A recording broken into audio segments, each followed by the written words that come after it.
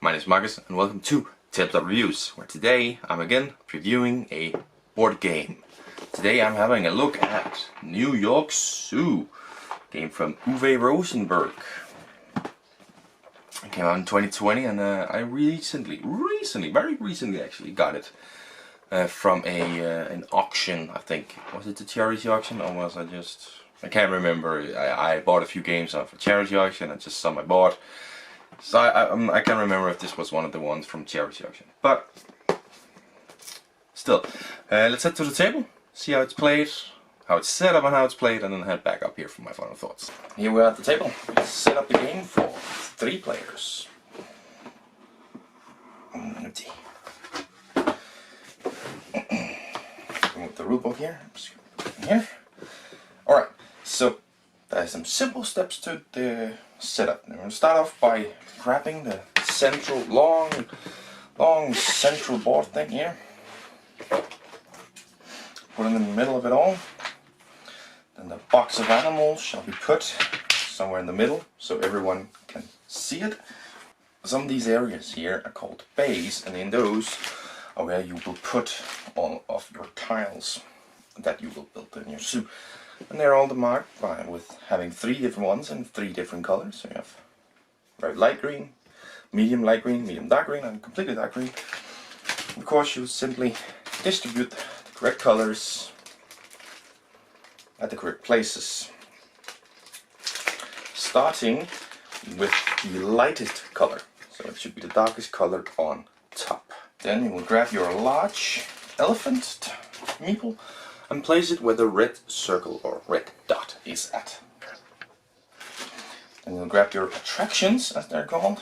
All the green ones are called enclosures. And you can split them up according to size in a reachable area, maybe next to the animals. Just an example. And then you will need some individual player boards. You simply grab all the ones that are marked 3 players. You can see that in the bottom left corner. And if it wasn't obvious, you're gonna need 3. And then distribute those out to each player. And the number in the bottom right will tell you who goes first, who goes second. Alright, and now every person gets 2 starting animals denoted by the top left and top right of your individual player board. You simply grab those and put them over in your houses. I can't remember what they're called. Anyways, and that's about it. That's the setup. There's quite a lot of pieces that needs to be distributed and stuff. So yeah, it's quite a lot. I'm actually recording this afterwards. I know I didn't mention it in the talking point. I just quickly mentioned here that there's quite a lot of things that need to go out.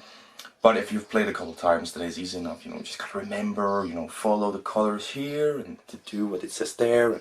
And all that, you just need to have played it a couple of times, then you get it. A little aid is at the top of your play cards. It shows you the rules. Rules for specific things. But again, if you haven't read the rules, haven't played it, you don't understand what those mean. Anyways. That's the setup. It's quite a lot. It actually takes up a bit too much wide space, so I can't actually quite have it on this table. A bit annoying. But let's get into gameplay. Yes. To start off your turn, you can move the elephant 1, 2, or 3 spaces, going clockwise, of course. And the way you count spaces is any place there are green tiles, and in place there are 2 animals. If you reach a brown path, you skip over it, and if there's ever a place with green tiles that's empty, you can skip over it. If you land on a green tile, you get to take the top green tile of that pile and place it into your zoo.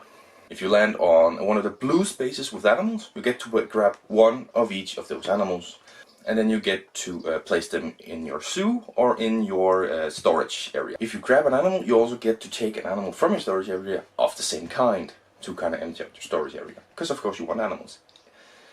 If you can always choose to just take 1 animal, but then you'll only get 1 of that kind. You don't get 2 of that kind.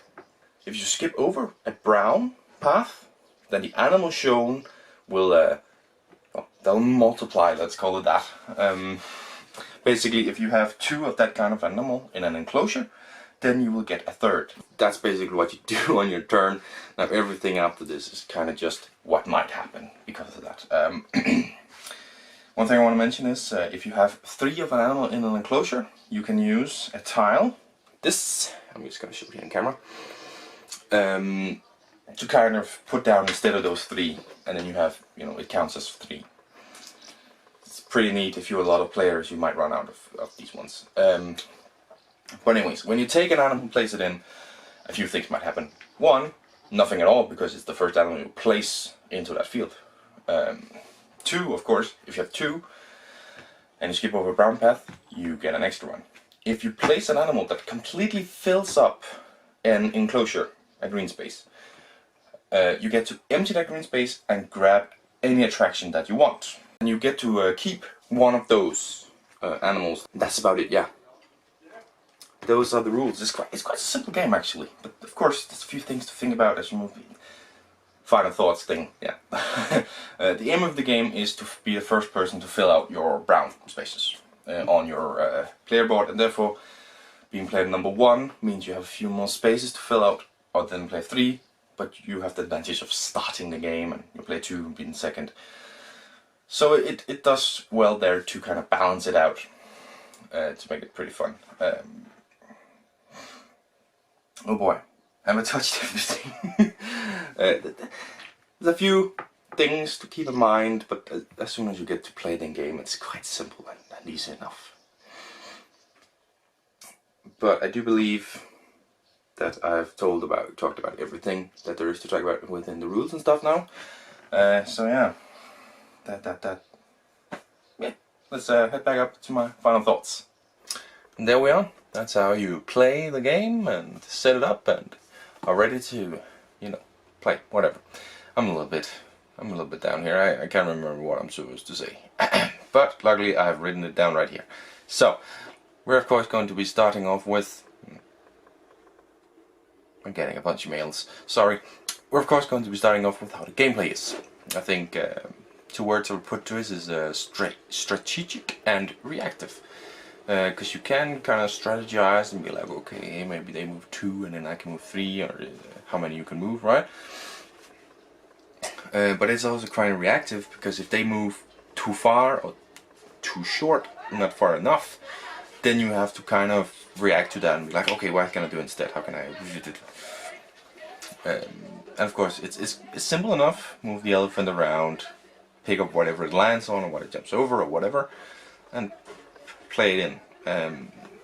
But although it's been quite simple, it does, as I say, with the strategic reactive, it makes you think before I just move the elephant to something. It's like, how are my opponents doing? How many, you know, what do they need? Okay, what do I need? And before placing any animal on the tile, it's like, okay, what can I get next? How can I place this in? What would be good?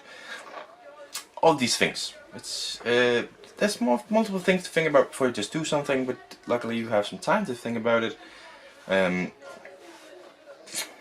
So yeah, that's summing up the gameplay. I think it's good. I think it's very good gameplay. I love these kinds of with the shapes. What the hell is the word for that? Polyamorous. That word. I really like those. Premieren Pack is another game I have that I really love in this kind one. I will make a review of that eventually, of course. And I'm always looking for games that have these polyamorous traits, because I really like those. So yeah, let's move on to the components. Quite a few components in here to talk about. Of course you have the cardboard cutouts, whatever you want to call them, that you use for your enclosures and stuff. I think they're fine. They remind me a lot of the ones in Premieren Pack, as I said. They're also quite simple and fine, there's nothing wrong with them. And same with these ones, like they are not amazing and you're like, oh my god, but they're very fine and they fit in, and it's not like if you put them in they're incredibly stuck or difficult to put in if you have a little crevice or whatever. So I think they're pretty good. Of course, the meeples, I really like the meeples. They feel like good, high-quality meeples. They look amazing, and they portray the animal that they're supposed to portray. You're not in any doubt whatsoever about what animal you have where. I think I think the meeples are really great. The central board, the thing you slide out, is it's a little bit. It's actually fine, but it's. I'm always afraid, like sitting with it right now, I'm afraid it's gonna take damage. It doesn't feel as high quality as the other cardboard things in it one, because this one is definitely also a cardboard wood thing. Wood, I think, is more along the lines. Is it cardboard? I don't know exactly the word for it, so I'm just gonna use cardboard wood. I don't know. I'm sorry. That's, you know, English is just my single language. Sorry about that. But opposite the enclosure things that you have, the central board feels a little bit lower quality, and as I said, will it take damage? I mean, it won't. I have had plenty of evidence that it doesn't, but it feels lower quality, right? The rule book is the kind of rule book I want. It's a page flipper, and it just goes from page to page exactly how you want to do it, giving you examples of gameplay. This rule book entitles exactly how I want a rule book to be. This is how I want a rule book. I love it. And of course, artwork, I always mention. In this one, I mean, there's not a lot of artwork to write home and go. It's just, you know, it has to be planes, it has to be reminiscent of the animals. You can kind of say the artwork does what it has to do in this game. Not really something overly impressive, but it's fine. It's perfectly fine. You know what it is, and you know what it is, what it's supposed to be, and where the animals go and all that. So it's fine. Is there anything more I'm missing to talk about? The components, I don't think. I think I've mentioned all the components that are in here. So the theme, to me, is something that goes through. You know, in New York Zoo, you're building a zoo, so therefore it makes sense to me. Because, like, if you ask me, it's a puzzle. It is a puzzle to make a zoo. You have to, you know, these animals here, these animals here. You can. Now, of course, in this one you can only have one animal per enclosure, which in reality you can't, but at the same time it makes sense, because there are some animals you don't want to mix and some animals you might want to mix. You know, so I feel all of the essential of this one, of course not that, oh, I've now got it full, now I can remove all the animals and get a food stand. That, of course, doesn't make sense, that's a gameplay thing, but all the other things I think make a lot of sense. Otherwise towards the theme of it. So, does it lie to you? Well, it actually says here, oh, I'm flipping it, okay. Anyway, it says right here, 10 and up years, 1 to 5 players, 30 to 60 minutes. So, the minute-wise, let's flip it around again here, minutes-wise 30 to 60 minutes.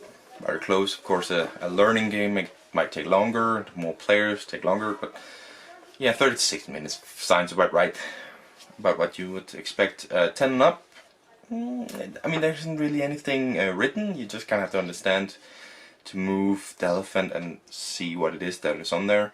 So, you know, that is something, I don't know, maybe you could go a little bit younger, just because it's nothing written, it's all visual, so it might make sense, but at the same time it's the puzzle aspect, which is very different from any puzzles you will actually find. You know, you don't have a given answer, so that's maybe why. Maybe it's quite accurate, maybe we can go a little bit lower. But there are rule adaptations for a specific number of players. Of course, a one-player game is going to be completely different. But I think there's some adaptations to the rules for 2 and 3 players within the rulebook, and that to me tells that this was made for maybe a higher player count, because the lower player count seems to have specific rules. So it tells me this game was maybe made for a higher player count rather than the lower, and therefore they had some adaptations to make it that way. But to me it works perfectly fine at 2 or 5 or 3 or 4. I haven't played 1, of course I don't really play solo, it's just me. But it is fine, but there are some rule adaptations which, yeah. But the final score that I'm going to give it is actually going to be A 9 out of 10. Yeah, very close to one of the best perfect game. 10 out of 10. Ooh. But I really like this game.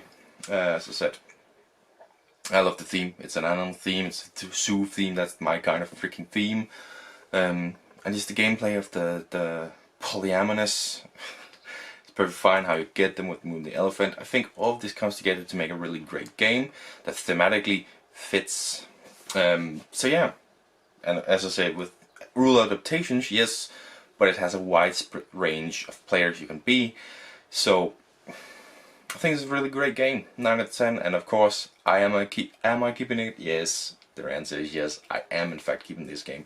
It's gonna stay in my collection for a long time, I think, and I'm going to play it a lot. I really like this game. I'm really glad that I got a hold of it. And that's another episode of Tabletop Reviews done. Hope you enjoyed this episode, and I hope you will see me. Hope to see you in the next one. Bye.